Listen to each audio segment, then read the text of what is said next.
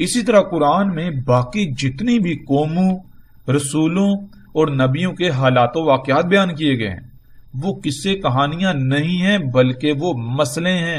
اللہ سبحانہ و تعالیٰ نے وہ موجودہ انسانوں کے، موجودہ اقوام، موجودہ قوم جو ہے اسی کے، موجودہ امت کے انہی کے حالات و واقعات بیان کیے، لیکن مسئلوں سے بیان کیے، ہر پہلو سے انہی کی حقیقت کو، جو یہ کر رہے ہیں، جو یہ کریں گے، جو ان کے نتائج نکلنے ہیں، جو ان کو جس چیز کا سامنا کرنا، وہ ہر پہلو سے اللہ تعالیٰ سامنے لے آئے، مسئلوں سے، فوٹو کاپیوں سے۔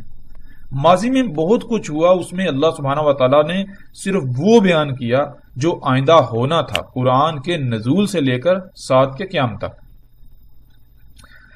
یہ بات آج تک چھپائی گئی، جس وجہ سے ہر کسی کے نزدیک قرآن میں اللہ نے جو ماضی کی قوموں کے حالات و واقعات بیان کیے وہ محض قصے کہانیاں، اس سے بڑھ کر انہیں کوئی اہمیت و حیثیت حاصل نہیں ہے، اور اسی کا اللہ سبحانہ تعالیٰ نے قرآن میں صراحت کے ساتھ ذکر کر دیا کہ اللہ سبحانہ تعالیٰ نے قرآن میں مسئلے بیان کی، لیکن ان کا معاملہ کیا ہے، یہ آگے سے کیا کہتے ہیں۔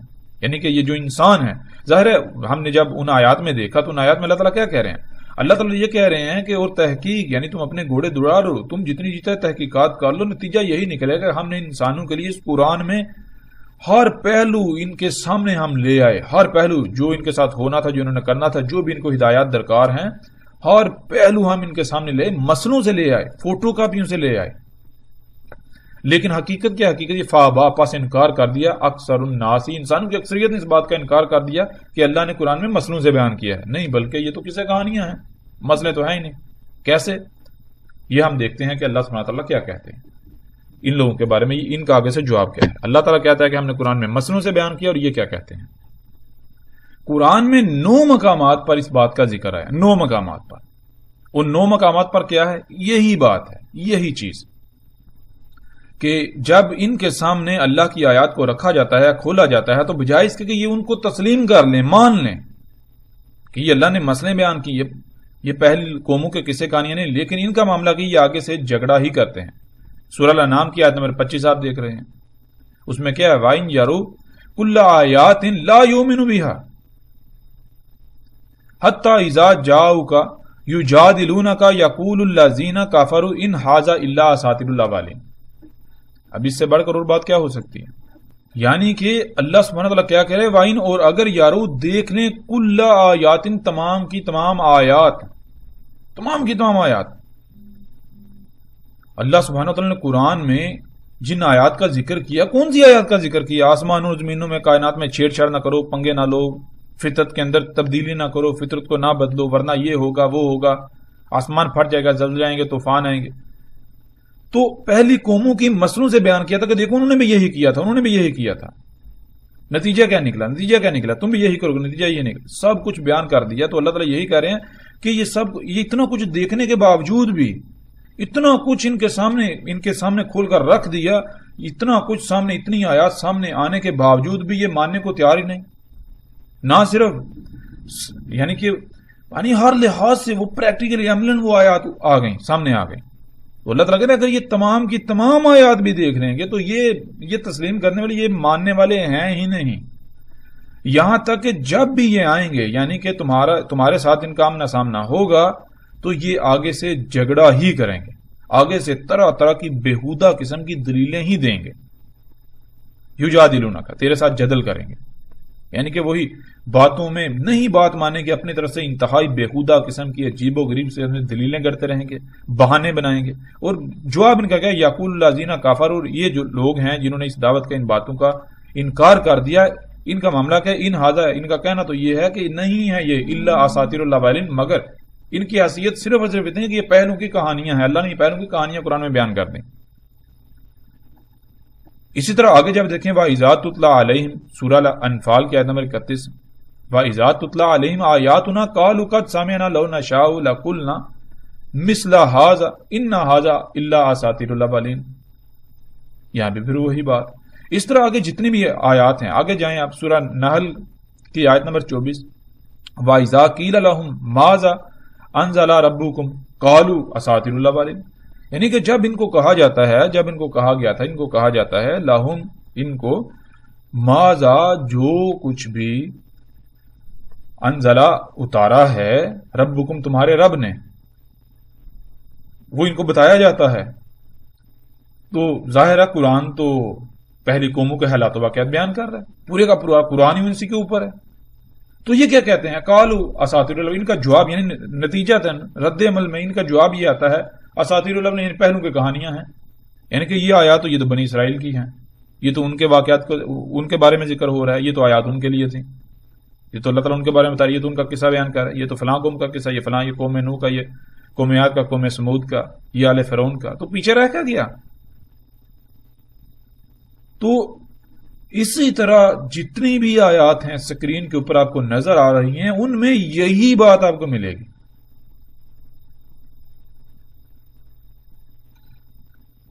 کیا بات ملے گی؟ جیسے کہ آپ یہ دیکھیں انتہائی چونکا دینے والی آیت ہے، وہ آیت کیا ہے؟ سورہ نمل کی آیت نمبر 68. اس میں کیا ہے؟ اس میں یہ ہے کہ لقد وعدنا، تحقیق کے، یعنی کہ تم الٹا یہ کہہ رہے ہیں جو دعوت دے رہا ہے اس کو کہہ رہے ہیں، یعنی کہ الٹا اللہ کو یہ کہہ رہے ہیں، اللہ کے نمائندوں کو، اللہ کے بھیجوں کو یہ کہہ رہے ہیں، جو ان کو اللہ کی طرف دعوت دے رہے ہیں ان کو یہ جواب دیتے ہیں الٹا کہ تم تحقیق کر رہو. الٹا کیا؟ وہ اتنا وعدہ کیا ہاذا، یہ نحنو ہمارے اباؤنا، ہمارے جو ابا تھے جن کو یہ آج سلف صالحین سلف کے نعرے لگاتے ہیں، انہوں نے ہمارے ساتھ اس چیز کا وعدہ کیا ہے. کیا وعدہ کیا ہے؟ من قبل، اس سے پہلے، ان نہیں ہے، ہاذا یہ سب کچھ، الا اساطیر الاولین مگر پہلوں کی کہانیاں، یعنی کہ تم ہمارے جو سلف ہیں، جو ہمارے آباء و اجداد ہیں، ان کا لٹریچر اٹھا کر دیکھ لو. انہوں نے تو جو قرآن کی تفسیریں بیان کی، جو قرآن میں جو کچھ بیان کیا، جو اس کی تفسیریں کی، وہ تو یہی لکھا بھائی یہ کہاں کسے کہانیاں ہیں، ان کا ہمارے ساتھ کوئی تعلق ہی نہیں ہے. قوم نوح کے، قوم عاد، قوم سمود، کو آل فرعون ہوں یا بنی اسرائیل یا جتنے بھی اقوام کے ذکر ہیں، تو وہ تو ساری کی ساری قصے کہانیاں ہیں، مسئلے تھوڑی ہیں، یعنی کہ وہ ہمارے ہی حالات و واقعات تھوڑی ہیں ان سے منسوب کر کے بیان کیے جا رہے ہیں، ہم ان کی فوٹو کا بھی تھوڑی ہیں، یہ تو ان کے یہ قصے کہانیاں. اور بلا شک شبہ آج آپ تفاسیر اٹھائیں، جتنی بھی انہوں نے تفاسیر لکھی ان کو اٹھائیں، ان کے اندر آپ کو یہی ملے گا. یہ جو بھی اللہ تعالیٰ نے قرآن میں بیان کیا، پہلی قوموں کے حالات و واقعات بھی بیان کیے، وہ سارے کے سارے ایسے جیسے قصے کہانیاں ہیں. قصص القرآن کے نام سے بھی کتابیں موجود ہیں. تو یہ اس طرح جتنی آیات ہیں، یہ 9 آیات ہیں قرآن کے اندر، اس میں اللہ تعالیٰ کیا کہتے ہیں دیکھیں آپ. سورہ قلم اس کی آیت نمبر 15، اذا تتلی علیہ آیاتنا، جب تلاوت کی جاتی ہے علیہ اس پر، یعنی سامنے والے پر، ان پر، آیاتنا ہماری آیات کی، قال آگے سے جواب یہ آتا ہے اساطیر الاولین پہلوں کی کہانیاں ہیں. تو اب یہ چیز ہے، یہ جو ہم نے جان لیا کہ اللہ سبحانہ و تعالی نے سورہ زمر میں اس بات کو واضح کر دیا کہ اللہ سبحانہ و تعالی نے اتارا حسن الحدیث کو، نہ صرف حسن الحدیث بلکہ اس کو مسانی بھی کہا. اور آیت کے آخر میں اللہ سبحانہ نے یہ واضح کر دیا کہ اللہ تعالیٰ ہدایت کیسے دیتا ہے. اللہ تعالیٰ جیسے اس کا قانون ہے، اللہ سبحانہ تعالیٰ نے قانون کیا بنا دیا؟ اللہ سبحانہ نے قانون یہ بنا دیا کہ یہ قرآن جو ہے اس میں ہم نے مسئلے بیان کیے ہیں، ہم نے پہلوں کے قصے کہانیاں بیان نہیں کیے. قرآن میں ہم نے تمہیں ہی بیان کیا ہے، تمہارا ہی ذکر کیا ہے، تمہارے حالات و واقعات بیان کیے ہیں، ہر طرح سے پھیر پھیر کر، ہر پہلو سے پریکٹیکل صورت میں تمہارے سامنے رکھ دیے، بیان کر دیے، پہلی قوموں سے منسوب کر کے ان فوٹو کاپیاں بیان کی ہم نے. لیکن ان کا معاملہ کیا ہے؟ یہ کہتے ہیں جی یہ تو پہلو کی کسی کہانی اساطیر الاولین. اور آج ہم غور و فکر کریں وہی بات کہ یہ بات آج تک چھپائی گئی، جس وجہ سے ہر کسی کے نزدیک قرآن میں اللہ نے جو ماضی میں قوموں کے حالات و واقعات بیان کیے وہ محض قصے کہانیاں، اس سے بڑھ کر کچھ نہیں، انہیں کوئی اہمیت و حیثیت نہیں ہے. اور اسی کا اللہ تعالیٰ نے قرآن میں ساتھ کے ساتھ ذکر کر دیا. کیا حقیقت یہ نہیں ہے؟ آپ تفاسیر اٹھا کر دیکھیں، جو لوگ بھی بیان کرتے ہیں قرآن پر، دیکھیں ان کو، سنیں، نتیجہ کیا؟ کبھی آج تک کسی نے بتایا بھائی یہ جو بنی اسرائیل کے حالات و واقعات ہیں یہ اللہ نے مسئلے بیان کی ہے؟ بہرحال جب ہم آگے بڑھیں گے تو بہت بڑے بڑے راز ہمارے اوپر کھلیں گے. لیکن یہاں یہ چیز ذہن میں رکھنی ہے کہ قرآن میں اللہ سبحانہ تعالیٰ نے اساطیر الاولین یعنی کہ قصے کہانیاں پہلوں کے بیان نہیں کیے جو پہلے گزر چکے، بلکہ اللہ سبحانہ تعالیٰ نے مسئلے بیان کی.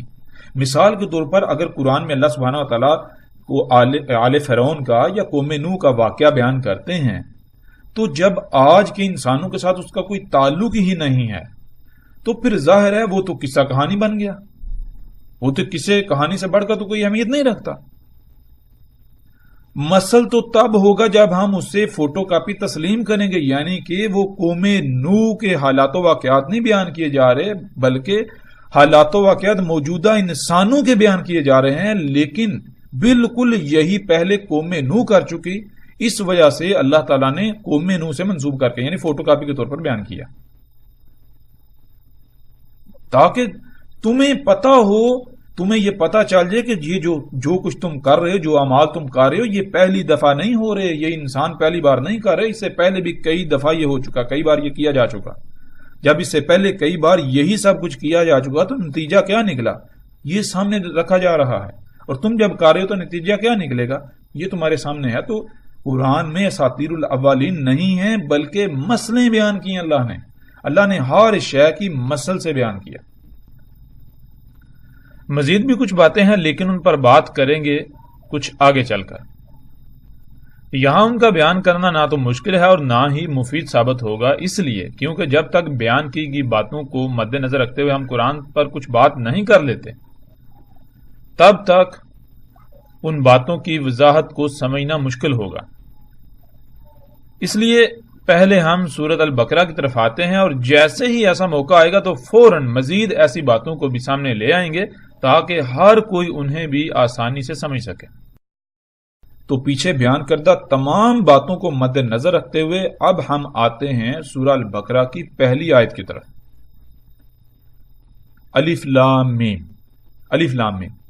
اسی مقام پر اس کا فیصلہ کرنا آسان نہیں ہے، لیکن یعنی اسی مقام پر اس بات کا فیصلہ کرنا آسان نہیں ہے کہ الف لام میم کیا ہے، لیکن ایک بات تو طے ہے کہ جب قرآن الحکیم ہے اور مسانی بھی ہے تو ایسا ممکن ہی نہیں ہے کہ یہ آیت نہ کھلے، اس آیت کا اللہ سبحانہ تعالیٰ کے اتارنے کا کوئی نہ کوئی مقصد نہ ہو۔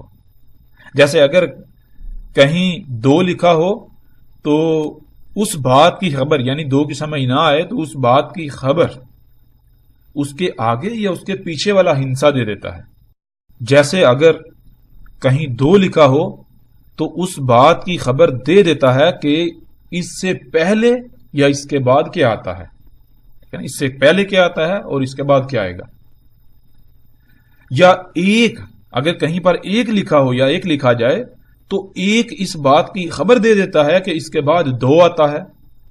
بالکل اسی طرح اگر الف لام میم اس مقام پر سمجھ نہیں آتی تو ہمیں اگلی آیت کی طرف بڑھنا چاہیے، یقیناً وہ خبر دے دے گی کہ الف لام میم کیا ہے۔ کیوں؟ اس لیے کہ ہم نے یہ بات ذہن میں رکھنی ہے کہ قرآن کیا ہے، اس کو اللہ سبحانہ وتعالیٰ نے مسانی بھی کہا ہے، مسانی۔ تو ایک آیت جو ہے، ایک آیت وہ مسانی ہو سکتی ہے اگر وہ 1 سے زیادہ الفاظ ہوں، وہ الفاظ آپس میں مسانی ہیں، لیکن جب ایک آیت ہے ہی ایک لفظ پر مشتمل تو اس کا مسانی ہونا فی الحال تو یعنی آپ کو نظر نہیں آئے گا، ملے گا نہیں۔ تو جب تک یہ آیت مسانی نہیں بنے گی تب تک سمجھ نہیں آئے گی۔ تو اس آیت کو مسانی بنانے کے لیے یا تو اس آیت میں 1 سے زیادہ الفاظ ہونے چاہیے تھے، یعنی الف لام میم کے آگے بھی الفاظ آنے چاہیے تھے کچھ، تاکہ ان کے ساتھ یہ لفظ جڑتا سمجھ آتے، اور اگر وہ نہیں ہے اور الفاظ نہیں ہے تو پھر اگلی آیت کے ساتھ اس کو جوڑا جائے گا، مسانی بنایا جائے گا۔ آگے بڑھتے ہیں بہرحال اگلی آیت کی طرف۔ دوسری آیت ذالک، یعنی ذالک الکتاب لا ریب فیہ ھدی للمتقین۔ ذالک کسے کہتے ہیں؟ ذالک عربی میں دور کے لیے استعمال ہوتا ہے، جیسے ہم اردو میں دور کے لیے وہ کا لفظ استعمال کرتے ہیں، وہ اٹھا کر لاؤ، وہ شے، یہ نہیں۔ ذالک الکتاب یعنی وہ الکتاب۔ آگے بڑھنے سے پہلے ہم پر فرض ہے کہ ہم یہاں پیدا ہونے والے سوال کو ضرور سامنے رکھیں۔ کہا جا رہا ہے وہ الکتاب، کیا وہ الکتاب قرآن ہے یا کوئی اور کتاب؟ اگر وہ الکتاب کہا جا رہا ہے تو اس سے مراد یہ قرآن کسی بھی صورت نہیں ہو سکتا۔ کیوں؟ کیونکہ اگر وہ الکتاب سے مراد یہ قرآن ہوتا جو ہمارے سامنے ہے تو پھر سب سے پہلی آیت یا سب سے پہلی بات ذالکہ کی بجائے ھذا یعنی یہ حاضہ لفظ سے شروع ہونی چاہیے تھی، یعنی کہ یہاں ذالک کتاب کی بجائے حاضل کتاب کا لفظ آنا چاہیے تھا، حاضل کتاب کے الفاظ آنے چاہیے تھے، تب اس بارے میں سوچا جا سکتا تھا کہ ہو سکتا ہے حاضل کتاب سے مراد یہاں پر یہ قرآن ہے، لیکن ہم دیکھتے ہیں کہ یہاں حاضل کتاب تو ہے نہیں، یہاں تو ذالک کتاب ہے۔ بہرحال اس کے باوجود جب یہ بات ہم پر واضح ہو چکی ہے کہ قرآن الحکیم ہے، تو پھر الکتاب سے مراد قرآن ایک ہی صورت میں لیا جا سکتا ہے کہ اگر اس قرآن میں لفظ قرآن استعمال نہ ہوا ہو، یعنی کہ جہاں بھی قرآن کا ذکر کرنا مقصود ہو تو وہاں پر لفظ قرآن کی بجائے کتاب استعمال کیا گیا ہو۔ اس قرآن میں لفظ قرآن دیکھتے ہیں استعمال ہوا یا نہیں ہوا، یا پھر اس کی جگہ لفظ الکتاب استعمال ہوا۔ اور جب ہم قرآن میں دیکھیں تو ہم پر یہ بات کھل جاتی ہے، بالکل واضح ہو جاتی ہے کہ قرآن میں تو لفظ قرآن کئی مقامات پر استعمال ہوا ہے، اور سکرین پر آپ آیات کو دیکھ بھی سکتے ہیں، یعنی کہ ابھی پیچھے ہی ہم نے جو بات کی تھی وَلَقَدْ صَرَفْنَا فِي هَذَا الْقُرْآنِ مِنْ كُلِّ مَثْلٍ، وَلَقَدْ صَرَفْنَا فِي هَذَا الْقُرْآنِ، جب قرآن کی بات ہو رہی ہے تو بالکل واضح، یعنی کہ قرآن کا لفظ تو قرآن کے اندر موجود ہے، ایک نہیں کئی مقامات پر موجود ہے۔ جب قرآن الحکیم ہے اور یہاں الکتاب سے مراد قرآن ہوتا تو یہاں الکتاب کی بجائے لفظ قرآن کا آنا لازم تھا۔ کیوں؟ اس لیے قرآن کا لفظ تو متعدد مقامات پر آیا ہے، متعدد آیات میں آیا ہے، یہاں اگر الکتاب سے مراد قرآن ہی تھا تو سیدھا سادہ قرآن ہی لکھ دیا جاتا، کیونکہ باقی مقامات پر اگر لفظ قرآن استعمال کیا تو یہاں لکھنے میں کیا جھجک تھی۔ لیکن ہم جان چکے ہیں کہ قرآن الحکیم ہے، یعنی اللہ سبحانہ وتعالی نے جو الفاظ جہاں جہاں جیسے جیسے جس فرق کے ساتھ بیان کیے، استعمال کیے، ان میں رائے برابر بھی کوئی کمی زیادتی تبدیلی ممکن نہیں ہے، ہم الفاظ کو نہیں بدل سکتے۔ ہمیں یہ جاننا پڑے گا کہ یہاں یہ فرق رکھا گیا تو کیوں رکھا گیا۔ جب تک ہم وہ فرق نہیں سمجھیں گے تب تک ہمیں ہدایت نہیں ملے گی، ہم حقیقت تک نہیں پہنچ سکیں گے۔ ہم جان چکے ہیں کہ قرآن الحکیم ہے، تو پھر یہ کسی بھی صورت ممکن نہیں ہے کہ قرآن کے الفاظ میں رائے برابر بھی کوئی رد و بدل کریں، ورنہ قرآن کے الحکیم ہونے کا کفر ہوگا۔ پھر جب ہم قرآن میں لفظ قرآن تلاش کریں تو ہمیں قرآن میں مختلف مقامات پر، یہاں تک کہ ایک ہی آیت میں لفظ قرآن اور الکتاب دونوں کا ذکر ملتا ہے، جیسا کہ آیات میں آپ دیکھ سکتے ہیں۔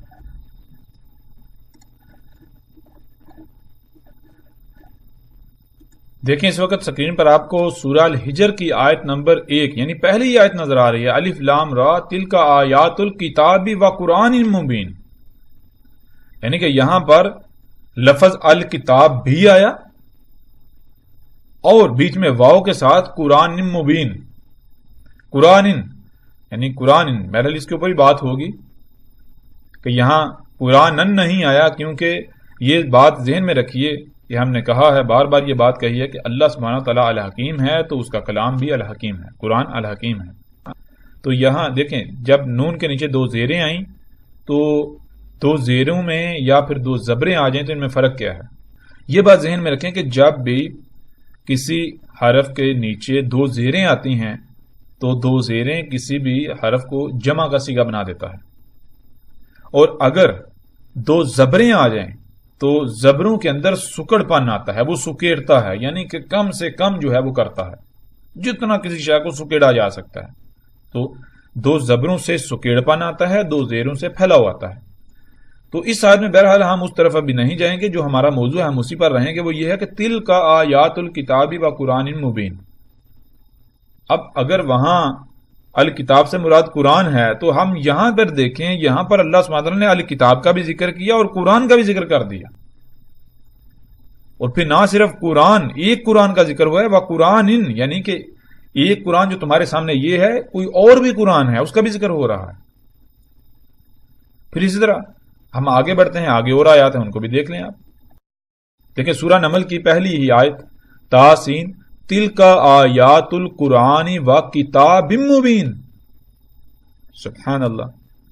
اب ہم نے پہلی آیت میں دیکھا پیچھے اس آیت میں پہلے کتاب کا ذکر تھا، اس کے بعد واؤ کے ساتھ، یعنی کہ واؤ کے ساتھ آگے بعد میں قرآن کا ذکر تھا. یہاں پر پہلے قرآن کا ذکر ہے اور اس کے بعد واؤ کے ساتھ یعنی کتاب کا ذکر ہے، اور کتاب کے نیچے 2 زیریں آ گئی.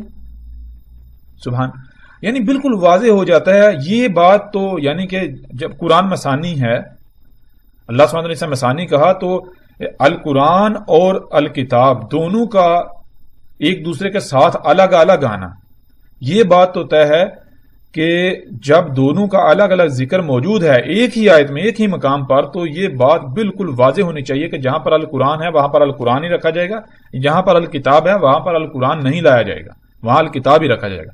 ہاں، قرآن کے المسانی، قرآن کے مسانی ہونے کی وجہ سے جو اللہ نے بتا دیا کہ قرآن مسانی ہے، تو ان کا بھی قرآن کا اور کتاب کا قرآن کے ان کا آپس میں بہت گہرا تعلق ہے، بہت گہرا ربط ہے، یہ بات طے شدہ ہے.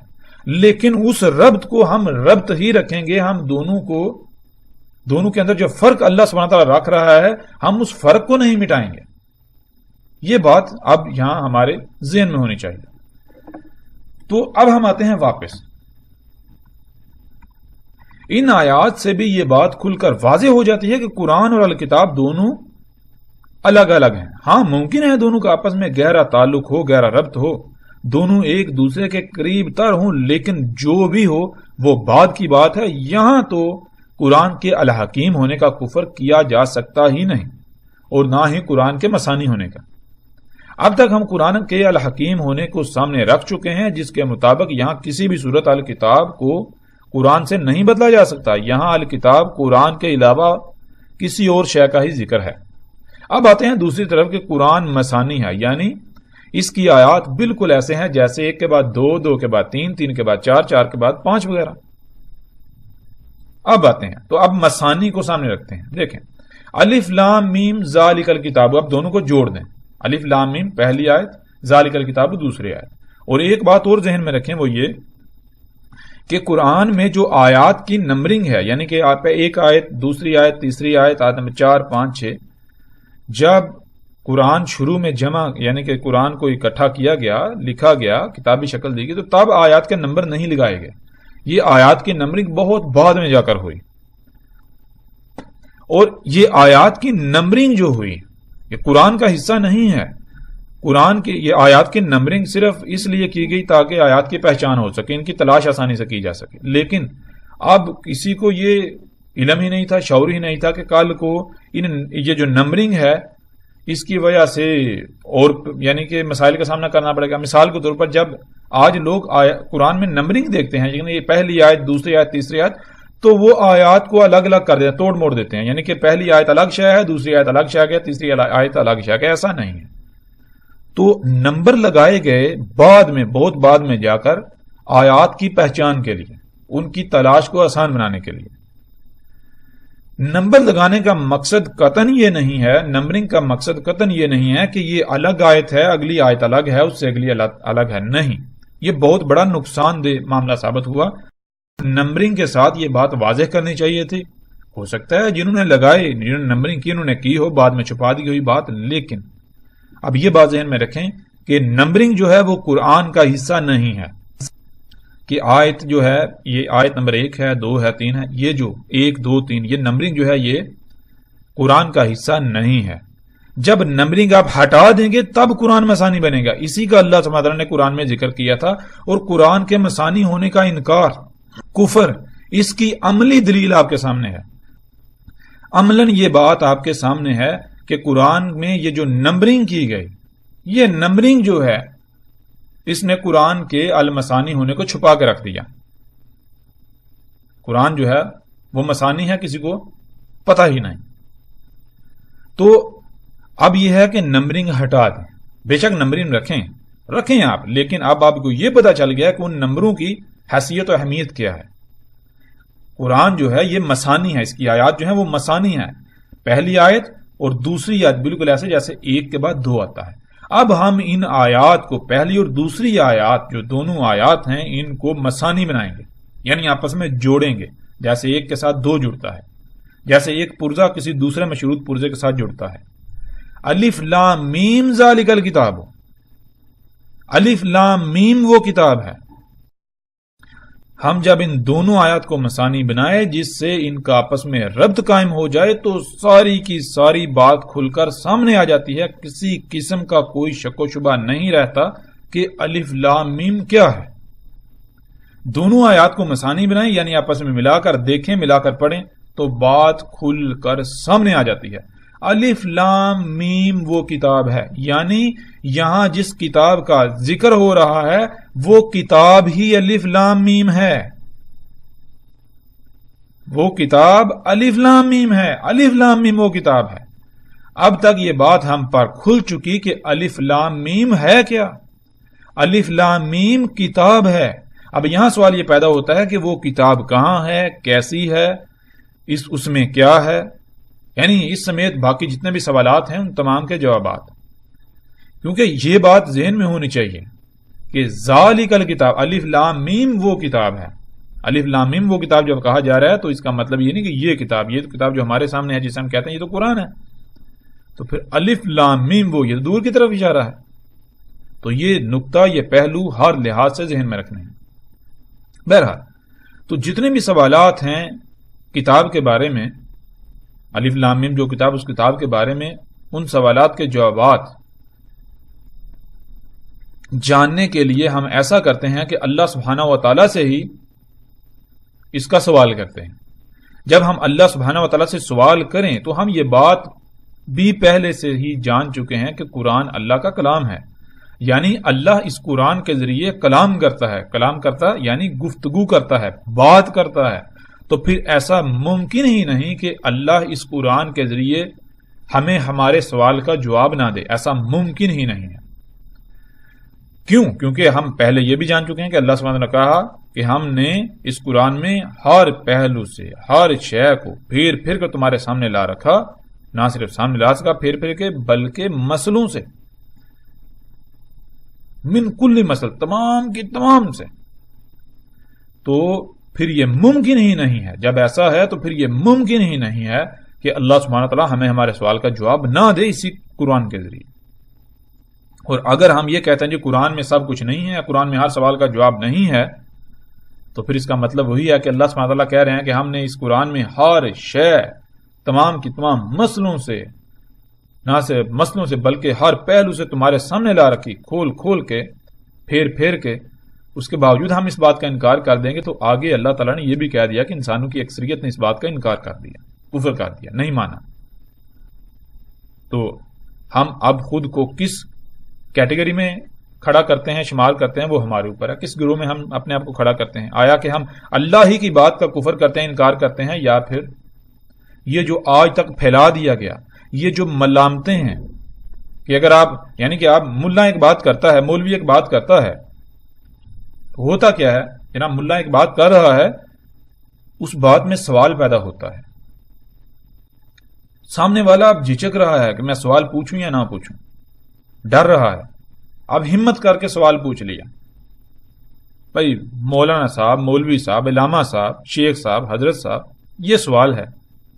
اب آگے سے جواب کیا آتا ہے؟ جواب یہ آتا ہے کہ مولوی صاحب آگے سے جواب یہ دیتے ہیں, بھائی دیکھو میں تو قرآن و حدیث بیان کر رہا ہوں, یہ جو تم سوال پوچھ رہے ہو, سوال اٹھا رہے ہو, سوال تم میرے اوپر نہیں اٹھا رہے, تم سوال قرآن و حدیث پر اٹھا رہے ہو. تم قرآن پر سوال اٹھا رہے ہو. یہ تو بہت بڑا کفر ہے, یہ تم نے جرت کیسے کر لی, تم تو کافر ہو گئے, کافر ہو جاؤ گے, یہ ہے وہ ہے.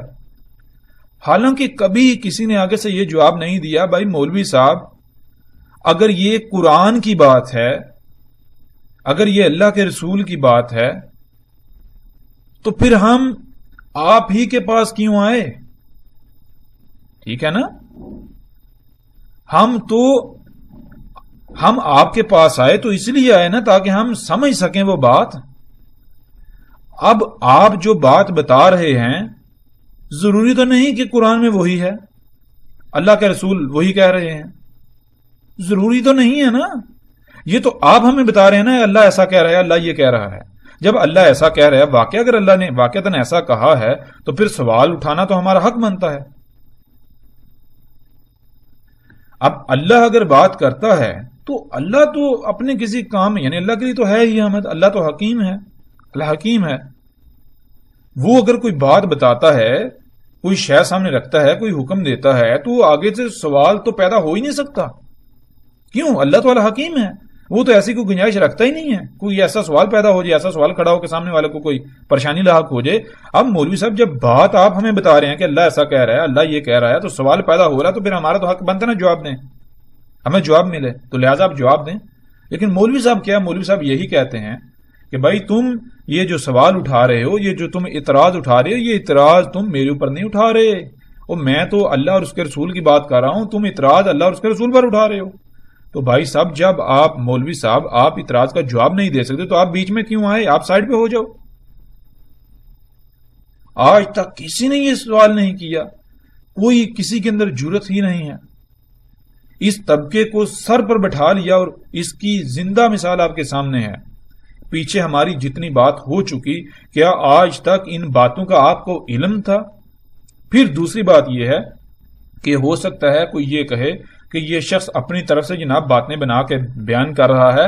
اگر ایسا کوئی کہتا ہے، سمجھتا ہے، تو پھر دعوت ہے، پھر الحمدللہ آپ کو اس طرف سے دعوت ہے کہ آپ ہماری ان باتوں کو غلط ثابت کر کے دکھائیں. آپ پوری کی پوری دنیا کو جو بڑے بڑے ملا ہیں، ملاٹے ہیں، ان سب کو جمع کر لیں، ہماری اس بات کو غلط ثابت کر کے دکھائیں. ٹھیک ہے؟ ہم دیکھتے ہیں اگر ہم غلط ثابت ہوتے ہیں تو جو سزا، جس سزا کا آپ تعین کریں گے، ہم وہ بھگتنے کو تیار ہیں. لیکن آپ میدان میں تو آئیں، غلط ثابت کریں. کیسے آپ غلط ثابت کرتے ہیں؟ بات ساری کھل کے سامنے آ جائے گی. تو چیز یہ ہے، پیچھے جو ہم نے شروع میں بات کی تھی کہ الف لام میم کیا ہے جی، کسی کو علم ہی نہیں. کیوں؟ جب آپ مولوی سے سوال کریں گے، ملا سے سوال کریں گے، علامہ سے، شیخ سے، حضرت سے سوال کریں گے، تو اس کے پاس تو جواب ہے ہی نہیں، اس کے پاس جواب ہے ہی نہیں. اب وہ آپ کو جواب کیا دے گا؟ دوسری طرف وہ خود کو اللہ کا نمائندہ بنا کر پیش کر رہا ہے. بھائی میں تمہیں قرآن سمجھا رہا ہوں. بھائی اگر تو قرآن سمجھا رہا ہے تو پہلے یہ تو بتا، تجھے خود علم ہے قرآن کا؟ یہ تمہیں اختیار کس نے دیا؟ ٹھیکہ کس نے دیا؟ قرآن جب ہم پہلے جان چکے قرآن اللہ کا کلام ہے، تو اللہ نے اس قرآن میں آیات بیان کی، نہ کہ بیانات. اور اگر وہ اس قرآن کی آیات کو کھولتا ہے تو وہی کھول سکتا ہے نا، وہی کھول سکتا ہے. تو مولوی صاحب اگر آپ اللہ کے نمائندے ہو، یعنی اللہ آپ کے ذریعے اپنی آیات کو کھول رہا ہے انسانوں کے لیے، تو پھر آپ کے پاس الف لام میم کا جواب کیوں نہیں ہے؟ پہلی آیت کا جواب کیوں نہیں ہے؟ آپ کے جھوٹا ہونے کے لیے تو اتنا ہی کافی ہے. آپ کا غلط ہونا تو یہیں سے ثابت ہو جاتا ہے کہ پہلی ہی آیت کے بارے میں آپ کو علم نہیں ہے اور آپ اس کے نمائندگی کا دعویٰ کر رہے ہیں. بھائی اللہ نے تو قرآن میں آیات بیان کی. آیت کسے کہتے ہیں؟ پیچھے ہم جان چکے ہیں کہ پوری شے کو چھپا کر اس کا ایک چھوٹا سا پہلو سامنے رکھنا. اب اللہ کو پتا ہے اس نے کیا چھپا دیا. اب آیت ہے، اللہ کی آیت ہے، تو اللہ ہی بیان کر سکتا ہے، یعنی اس کو کھول سکتا ہے، اس کو ہر پہلو سامنے لا سکتا ہے. بھائی میں نے کیا چھپایا تھا؟ اب تم کہہ رہے ہو میں اللہ کا نمائندہ ہوں. ظاہر ہے اللہ جب قرآن کھولتا ہے کسی پر تو اسی طرح کھولتا ہے. اللہ تو انسانوں میں سے، انسان جو کہ بشر ہیں، ان میں سے کسی ایک بشر کا انتخاب کرتا ہے. کیسے کرتا ہے؟ جیسے اس کا قانون، اس بشر کے ذریعے پھر اللہ کلام کرتا ہے، جیسے اللہ موت رسولوں کی صورت میں، نبیوں کی صورت میں کلام کرتا رہا. تو اگر آپ اس چیز کے دعوے دار ہو، بھائی آپ اللہ کی آیات کو بیان کرنے آئے ہو، اللہ کی آیات کو بیان یعنی کھول رہے ہو انسانوں کے لیے، تو بھائی پہلی ہی آیت کا جواب آپ کے پاس نہیں ہے. آپ پہلی ہی آیت کو کھولنے سے قاصر ہیں.